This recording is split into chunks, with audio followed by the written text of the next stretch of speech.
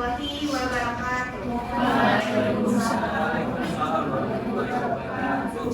Yang saya hormati Bapak Teddy Supriyadi SHIMAG, dan yang saya hormati Bapak Dr. Andes Ahmad Fauzi AMKMS selaku dosen pengampu mata kuliah Seminari Pendidikan Agama Islam. Dan yang saya banggakan teman-teman sekalian, pertama-tama marilah kita panjatkan puji dan syukur terhadap Allah Subhanahu wa Ta'ala karena berkat dan rahmatnya kita dapat berkumpul pada pagi ini. Selamat pagi teman-teman yang luar biasa. Seperti hati yang tersentuh saat pertama bersua, semoga setiap ide yang kami sampaikan bisa menguat. Tak hanya menjelajahi data wawancara, tetapi juga memberikan makna. Perkenalkan, saya Putri Kartika Dewi, selaku moderator yang akan memandu jalannya seminar pada pagi ini. Adapun tim presentator dipersilakan untuk memperkenalkan diri. Perkenalkan, saya Salma Indonesia dengan NIM 22648 sebagai presentasi. Perkenalkan, nama saya Zihan Anda dengan NIM 2200206.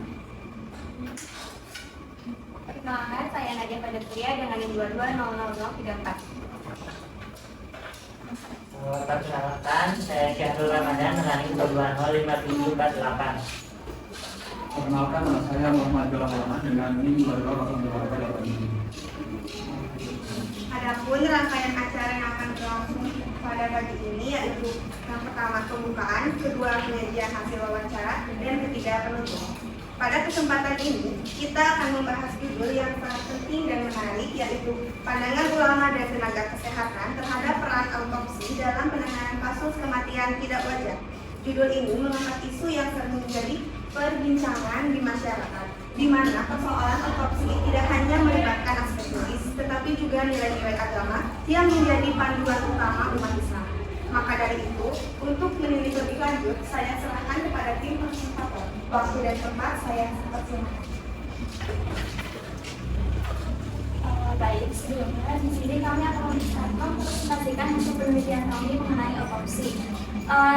Dalam penelitian kali ini kami akan membahas tentang autopsi, khususnya perbedaan pandangan antara ulama dan juga tenaga medis. Karena dari penelitian sebelumnya yang sudah kami baca gitu, ada beberapa pandangan ulama yang berbeda menilai bahwa autopsi berpotensi melanggar nilai-nilai keagamaan terkait penghormatan jenazah, dan pandangan tenaga medisnya juga memandang autopsi sebagai metode penting untuk mengetahui penyebab kematian yang tidak wajar. Maka dari itu kami mencari titik temu antara pandangan ulama dan juga tenaga medis. Kenapa menurut kami penting? Karena untuk memberikan solusi yang seimbang antara hukum medis dan juga nilai-nilai agama. Maka dari itu tujuan penelitian kami ini adalah untuk mengidentifikasi pandangan dari dua kelompok tenaga medis dan juga ulama, dan untuk merumuskan rekomendasi kebijakan yang ada di dalam rekomendasi. Mungkin saya berikan ke rekan saya.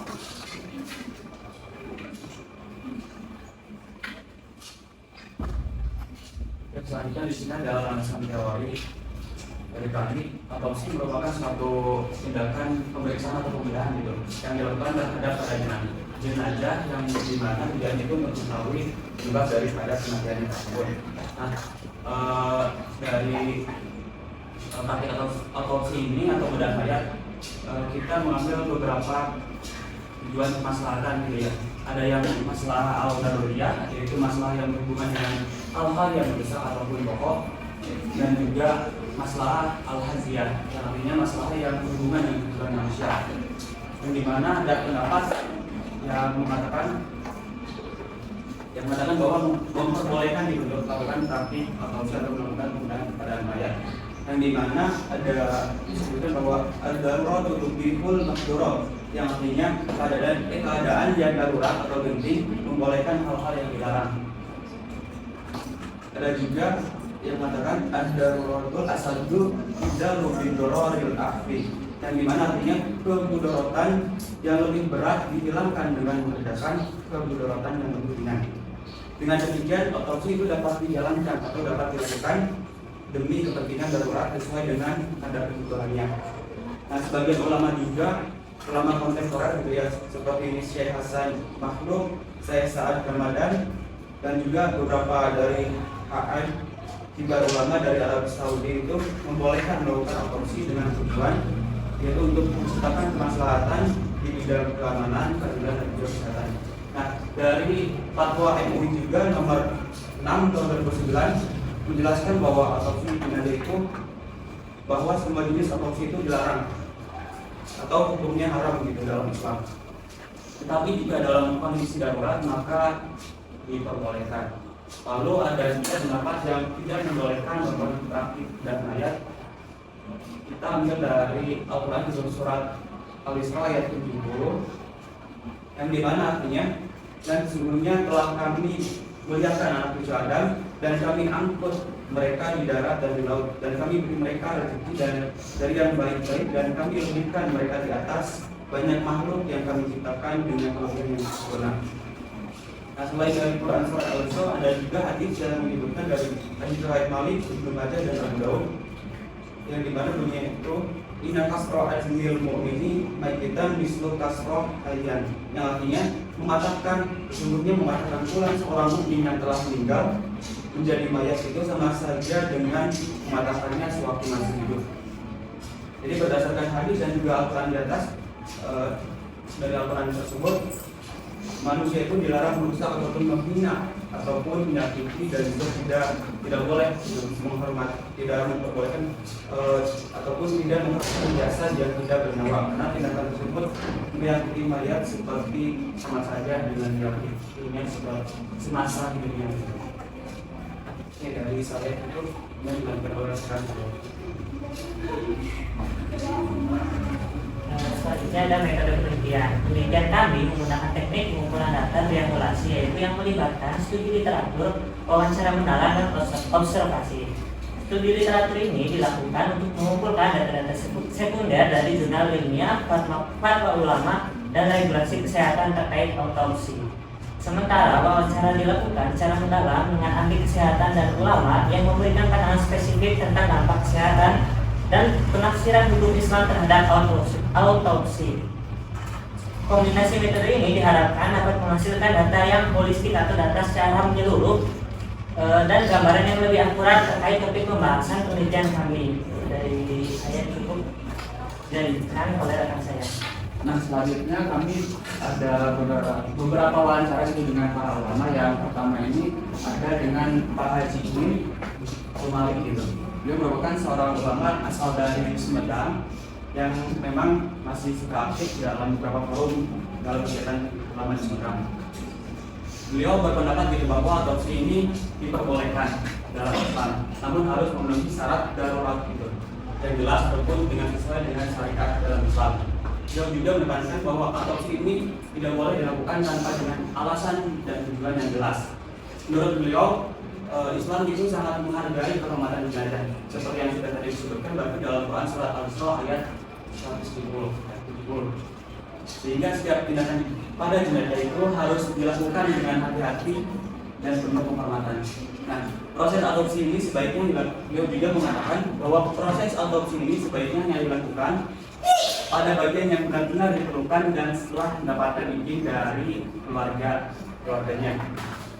Dia juga menyatakan bahwa adopsi ini dapat diterima dalam Islam jika memiliki tujuan untuk kepentingan umum seperti misal penyelidikan untuk kasus kriminal ataupun tidak penyakit, asalkan melalui dengan prosedur yang sudah ditetapkan oleh nilai-nilai dalam agama. Mungkin selanjutnya akan dijelaskan oleh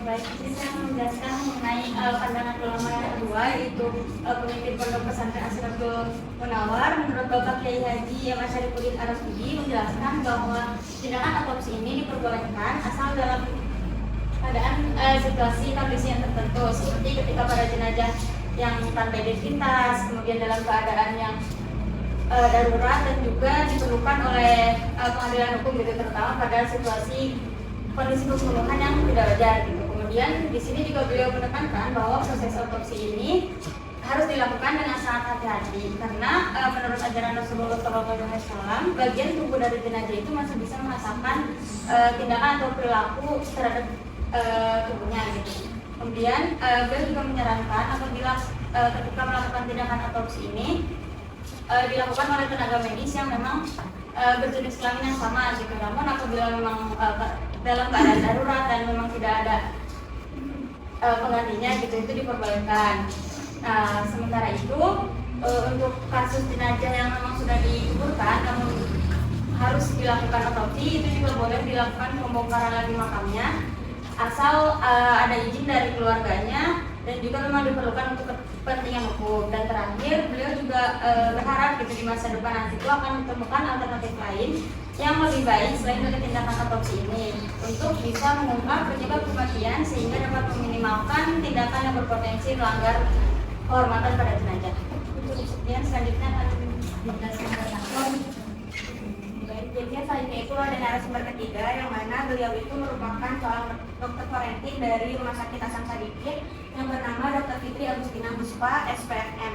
Nah, setelah kami melakukan wawancara gitu bersama beliau ini, didapatkanlah bahwa Dr. Fitri juga menjelaskan bahwa autopsi itu adalah prosedur penting yang dapat dilakukan untuk memastikan sebab kematian dan juga dapat memberikan petunjuk keadilan bagi pihak kepolisian dan juga keluarga.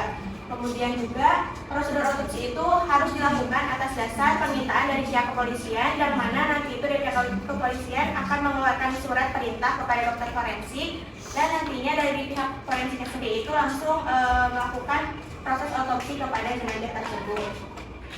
Kemudian juga setelah kami tanyakan lebih dalam gitu mengenai pendapat antara pandangan medis dengan pandangan Islam itu, kami mendapatkan jawaban bahwa beliau juga mengatakan kalau saat ini itu masyarakat sudah lebih memahami dari proses autopsi atau prosedur autopsi yang dilakukan di rumah sakit gitu, sehingga masih jarang ditemukan antara masyarakat yang kurang setuju atau memberikan penolakan terhadap proses autopsi karena alasan agama. Kemudian juga namun jika terjadi penolakan sekalipun gitu ya yang diberikan oleh pihak keluarga gitu, nanti dari pihak pendidik atau misalkan pihak kepolisiannya itu memiliki wewenang untuk melakukan penarikan kembali atau istilahnya menyita jenazah tersebut, yang mana nantinya itu tetap dilakukan otopsi meskipun tanpa persetujuan dari keluarga. Jadi istilahnya polisi itu memiliki wewenang yang lebih tinggi dibandingkan